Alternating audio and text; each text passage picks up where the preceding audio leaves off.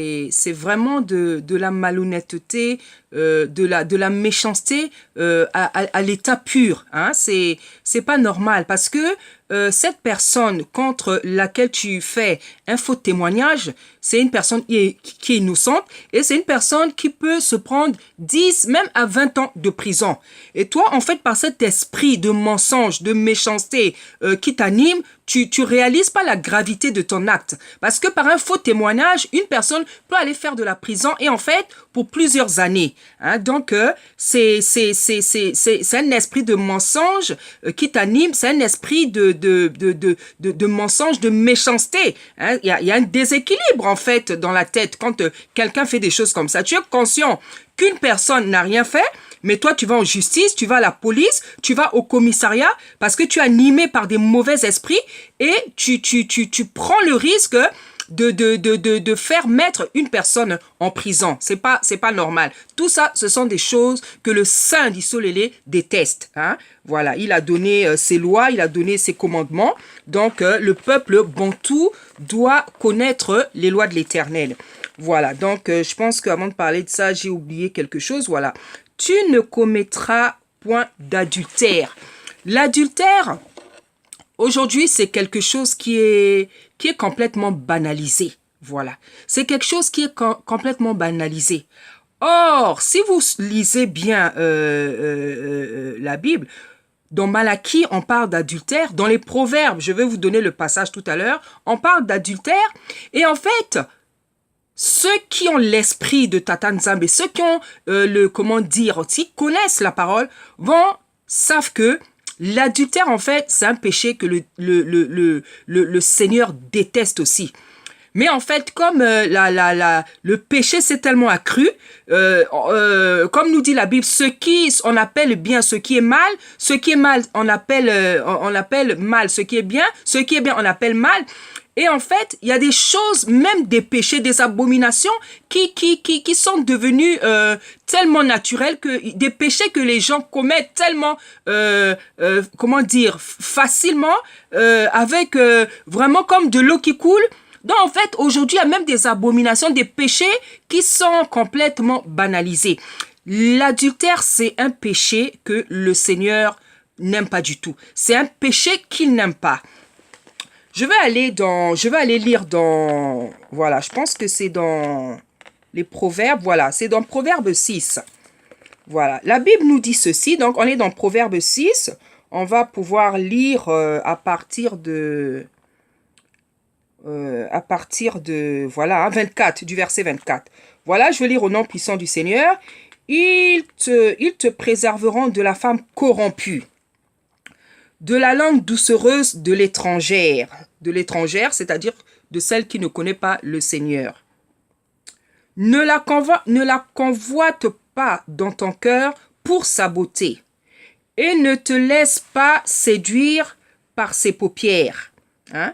Oui, les paupières, ça symbolise la séduction. Voilà, hein, parce que comme on voit bien, hein, celles qui sont souvent animées par l'esprit de sirène, là, on voit comment elles font bouger les paupières pour séduire un homme, pour draguer. Voilà, les paupières, c'est le symbole de la séduction aussi. Voilà, ne te laisse pas séduire par ses paupières. Écoutez bien, car pour la femme prostituée, on se réduit à un morceau de pain. Et la femme mariée tend un piège à la vie précieuse. Quelqu'un mettra-t-il du feu dans son sein sans que ses vêtements s'enflamment? C'est-à-dire dans ton sein, c'est-à-dire dans ta vie. Hein? Est-ce que, en fait, ça veut tout simplement dire, est-ce que quelqu'un va marcher sur le feu, en fait, va mettre ses pieds, aller quelque part où il y a un risque et s'en sortir comme ça, indemne? Voilà. Quelqu'un mettra-t-il du feu dans son sein sans que ses vêtements s'enflamment? Quelqu'un marchera-t-il sur du charbon ardent? Excusez-moi, je vois pas trop bien. Sans que ses pieds soient brûlés. Il en est de même pour celui qui va vers la femme de son prochain. Amen. Il en est de même vers celui qui va vers la femme de son prochain. Quiconque la touche ne restera pas impuni. Hein? Le Seigneur nous dit ici que quiconque touche la femme mariée, hein, quiconque touche la femme mariée ne restera pas impuni. C'est un péché que le Seigneur déteste. Hein. La Bible dit que tout péché est une iniquité. C'est vrai, tout péché. Mais il y a des choses, quand vous lisez la Bible, vous sentez qu'il y a des péchés, des péchés que le Seigneur ne supporte pas. Hein. La Bible dit que toute personne, tout homme qui touche à la femme mariée ne restera pas impuni. Donc Dieu va te punir. Toi qui as l'habitude de draguer les femmes mariées, toi qui es en train de sortir en ce moment avec une femme mariée, toi qui es en train de commettre l'adultère, sache que tu ne resteras pas impuni selon ce que déclare la Bible. Voilà. Il en est de même pour celui qui va vers la femme de son prochain. Voilà. Vers la femme de son prochain. Quiconque la touche ne restera pas impuni. On ne tient pas pour innocent le voleur qui dérobe pour satisfaire son appétit quand il a faim. Voilà, voilà, c'est donc le verset voilà, merci Seigneur. C'est donc le verset que je n'avais pas précisé le chiffre tout à l'heure. Donc, c'était pour parler du vol. Hein. On dit, on ne tient pas pour innocent le voleur qui dérobe pour satisfaire son appétit quand il a faim. Si on le trouve, il fera une restitution au septuple. On dit même que si tu voles, si on t'attrape, eh ben, tu vas rendre. Il donnera tout ce qu'il a dans sa maison. Mais celui qui commet un adultère avec une femme est dépourvu de sens. Hein? Donc, Tata Nzambe est en train de dire que celui qui pêche, celui qui commet l'adultère, celui qui commet l'adultère avec une femme mariée, tu es dépourvu de sens. C'est-à-dire, tu n'es pas intelligent. En fait, Tata Nzambe considère ça comme de la folie. Parce qu'en fait, vous savez, notre Dieu, il est pur, il est saint. Il est pur, il est saint. Le mariage, c'est sa première institution établie. Et en fait, la Bible nous explique, nous fait comprendre que le péché le plus grave, c'est celui qui est commis avec le corps. Donc, toi, tu vas carrément, prendre possession du corps d'une autre femme. Donc, je ne sais pas si tu réalises à quel point c'est grave pour le Seigneur. C'est-à-dire, en fait, dans le péché de l'adultère, dans le péché, c'est deux corps qui se mettent ensemble. C'est deux corps, en fait, qui ne doivent pas être ensemble, qui se mettent ensemble. Hein? Parce que la Bible dit que le Seigneur a créé Ève à partir des côtes d'Adam. Ça veut dire quoi? Ça veut dire que chaque mari a sa femme, chaque femme a son mari. Et en fait, quand une femme va avec un homme qui n'est pas le sien, quand un homme va avec une femme qui n'est pas la sienne, c'est l'adultère. Et en fait, c'est quelque chose de grave parce que en fait, ce sont des connexions spirituelles, des connexions physiques qui s'établissent et en fait qui ne doivent pas avoir lieu. Voilà, qui ne doivent pas avoir lieu. Hein? On sait très bien qu'aujourd'hui, Paul nous le dit, hein, quand tu vas avec une prostituée, vous faites maintenant le même corps. Vous êtes un seul et même corps. Hein? C'est-à-dire qu'il y a des échanges démoniaques. Il y a des échanges démoniaques lors du rapport sexuel. Parce que en fait, le liquide masculin est déposé dans les entrailles de la femme. Et en fait, si ce monsieur-là, c'est par exemple un sorcier, eh ben, laisse-moi te dire que tu es en train de récolter beaucoup de mauvais esprits et vice-versa. Parce que en fait, c'est des échanges démoniaques qui se font. C'est pour ça que Tata Nzambe déteste l'adultère. Non seulement parce que c'est un péché grave devant sa face, et en plus parce que pendant ce rapport-là, qui ne doivent pas avoir lieu parce que c'est pas ta femme, c'est pas ton mari. Il y a plein de connexions spirituelles, physiques, démoniaques qui se font. Hein? Toi, par exemple, qui es une femme croyante, tu vas aller tromper ton mari. Sache que tu es bien souillé, tu es correctement souillé et vice versa. Voilà, il y a des connexions spirituelles, physiques qui se font, qui ne doivent pas avoir lieu. Et en fait, c'est même plus grave, ça va même plus loin parce qu'en fait, si de ce genre de relations sortent des enfants, eh ben écoutez, hein, si les enfants ont des esprits compliqués, il faudra pas leur en vouloir. Hein, il faudra pas leur en vouloir. Voilà, donc pour continuer un peu, pour montrer comment le Seigneur n'aime pas l'adultère, Il dit, mais celui qui commet un adultère avec une femme est dépourvu de sens. Donc, tu es un insensé.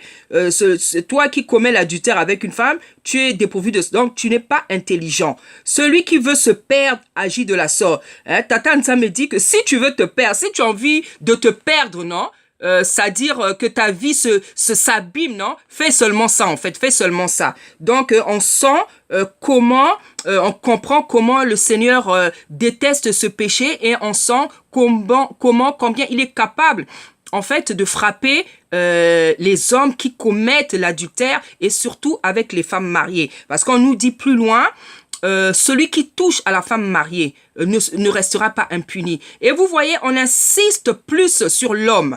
Hein? On insiste parce qu'en fait, la femme mariée, elle est précieuse pour le Seigneur parce que c'est sa première institution. Hein? Une femme mariée, c'est une femme qui appartient à son mari, hein? Puisque la Bible nous dit que l'homme quittera sa mère et son père pour s'attacher à sa femme. Donc, cette femme avec qui tu commets l'adultère, elle est attachée à une autre personne. Et toi, tu viens souiller son corps et tu le fais de la manière la plus simple, la plus normale possible, sans état d'âme. Alors que c'est un péché que le Seigneur déteste. Voilà. Et punit sévèrement. Voilà. Celui qui veut se perdre agit de la sorte. Il n'aura que plaie et ignominie. Hein? Et son opprobre ne s'effacera point. Car la jalousie met un homme. C'est-à-dire, on dit qu'il n'aura que plaie. C'est-à-dire, ça sera vraiment des dégâts. Ça sera vraiment la honte. L'ignominie, c'est quelque chose qui est plus que la honte, en fait. Hein? Plaie, c'est-à-dire, ça sera quelque chose de terrible, hein? Et son opprobre ne s'effacera jamais. C'est-à-dire, l'opprobre, le péché de cet homme-là, la gaffe, si je puis dire, ne s'effacera pas. Car la jalousie met un homme en fureur.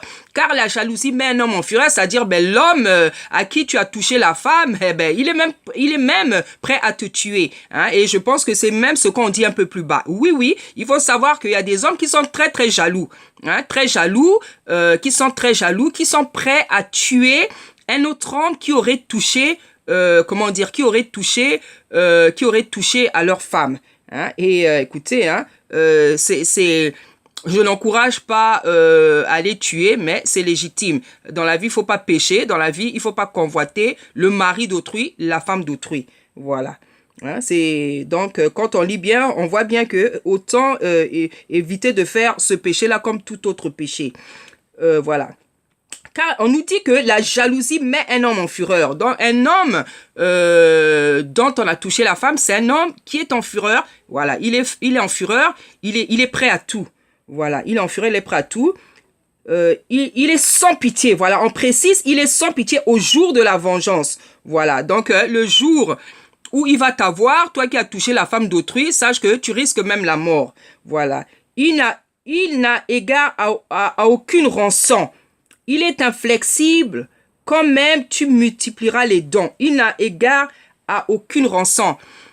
C'est-à-dire qu'il n'y a rien qui pourra le calmer, en fait. Un homme à qui on a touché, dont on a touché la femme, il n'y a rien qui pourra le calmer. Même pas une rançon, même pas 1 milliard. Hein, parce que la Bible nous dit que la jalousie met un homme en fureur. Donc, il n'y a rien qui pourra calmer. En tout cas, hein, franchement, tout homme qui se respecte, comment dire, en fait, ce que je veux dire, c'est que tout homme qui se respecte, c'est difficile pour un homme, en fait, dont on a touché la femme de pardonner, en fait. Il peut commettre un crime, hein? Il peut commettre un crime parce que c'est légitime, en fait, c'est légitime. Hein? C'est légitime et je voudrais même encourager et je voudrais dire que vraiment, que les hommes qui ont été trompés par leurs femmes, dont on a touché les femmes, qui ont pardonné leurs femmes, qui ont accepté de rester avec elle, de la pardonner sincèrement, parce qu'il faut pas pardonner, faire semblant de pardonner pour se venger un jour. Les hommes qui ont vraiment pardonné leurs femmes, qui les ont trompées, hein, à qui on a touché, franchement, que le Seigneur les bénisse.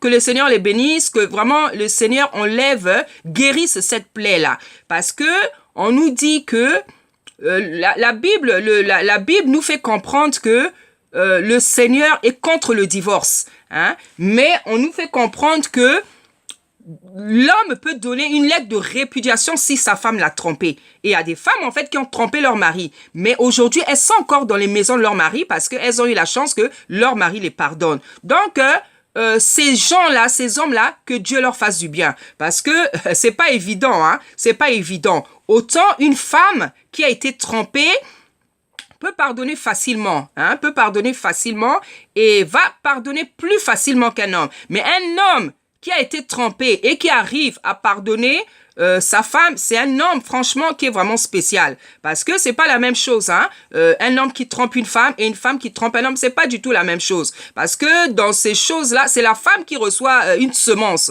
hein. Donc, en fait, c'est plus abominable quand la femme trompe son homme. Donc, toi qui as trompé ton mari un jour, si t'as encore pardonné, il faut vraiment le respecter. Voilà. Donc, après, ça c'est, hein, voilà, après on nous dit, il n'a égard à aucune rançon, il est inflexible, quand même tu multiplieras les dons. Inflexible, c'est-à-dire quelque chose qui est inflexible, c'est quelque chose qui ne bouge pas en fait, hein. Tu as beau faire ça, ça ne bouge pas. Donc, l'homme dont on a touché la femme, il est inflexible. Et on nous dit, combien même tu multiplierais les dons, c'est-à-dire combien même tu vas lui proposer tout ce que tu veux pour le calmer, il n'y aura rien à y faire. Hein? Il n'y aura rien à y faire. La Bible dit qu'un homme dont on a touché la femme, c'est la jalousie, met un homme en fureur. Et quelqu'un qui est en fureur, il est même capable de commettre un meurtre. Voilà, ça c'était vraiment pour parler de l'adultère. Donc le Seigneur nous empêche d'être des gens adultériens.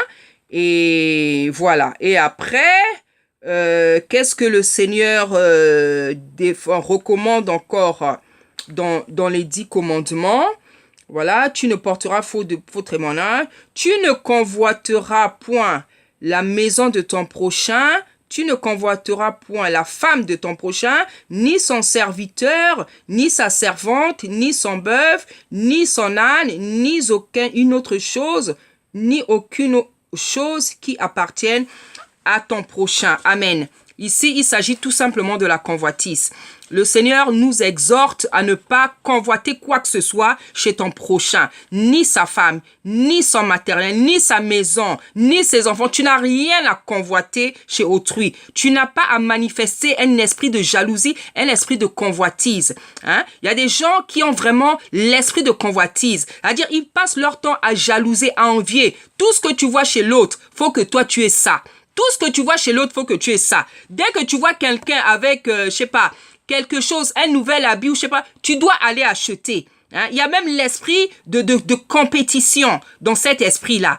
Hein? Le Seigneur nous interdit de nous convoiter les uns les autres. Le Seigneur nous interdit de convoiter quoi que ce soit chez ton prochain. Tu n'as pas à le faire parce que chacun a son histoire, chacun a sa vie, chacun a son histoire, chacun a son passé. Tu ne sais pas qu'est-ce que la personne a vécu dans sa vie pour qu'elle ait obtenu tout ce qu'elle a aujourd'hui. Tu ne sais pas quel est le cœur, quel est le comportement d'une personne pour que Dieu la bénisse. Hein? Donc, la convoitise aussi, c'est une mauvaise chose.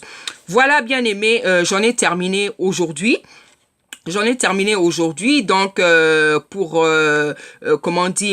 pour conclure, je dirais que voilà, donc on a voulu parler aujourd'hui, j'ai essayé de démontrer que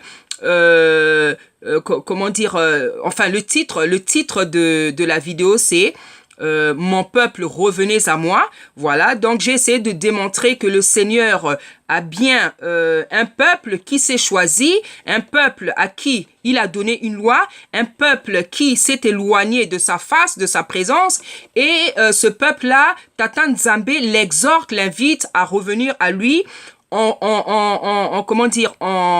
se repentant et en s'attachant de nouveau à ces commandements, c'est-à-dire en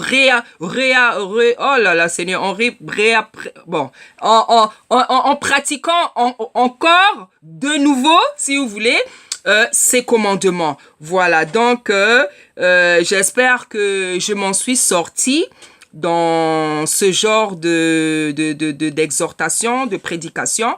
Donc voilà, hein, le Seigneur, il a un peuple qui s'est choisi. Ce peuple l'a abandonné, et le Seigneur invite donc son peuple à revenir à lui. Voilà, donc aujourd'hui, j'ai essayé de vous présenter, comme vous le savez, la première loi que le Seigneur avait donnée à Moïse, mais comme vous savez, dans Lévitique, dans le livre de Deutéronome, il y a aussi d'autres préceptes, des ordonnances, des lois que le Seigneur avait donné. Hein? Donc, on va les étudier petit à petit parce que le peuple bantou doit effectivement savoir connaître en fait toutes ces lois-là. Hein? Parce que c'est vrai que souvent les gens ne connaissent que les 10 commandements. Hein? Or, il y a d'autres commandements, il y a d'autres lois, il y a d'autres ordonnances que les gens ne connaissent pas. Hein? Les gens ne connaissent pas comme ce peuple-là, eh ben, il a abandonné l'Éternel des armées. Du coup, il y a beaucoup de lois que les gens ont oubliées, que les gens ne pratiquent pas, pensant seulement que c'est les lois des 10 commandements qui sont... Non, il y a beaucoup de lois. Il y a beaucoup de lois que le peuple bantou doit recommencer à pratiquer. Voilà, donc bien-aimés dans le Seigneur, la prochaine fois qu'on va se voir, ça sera pour parler des autres lois que le Seigneur a recommandées à son peuple. Soyez bénis. Merci.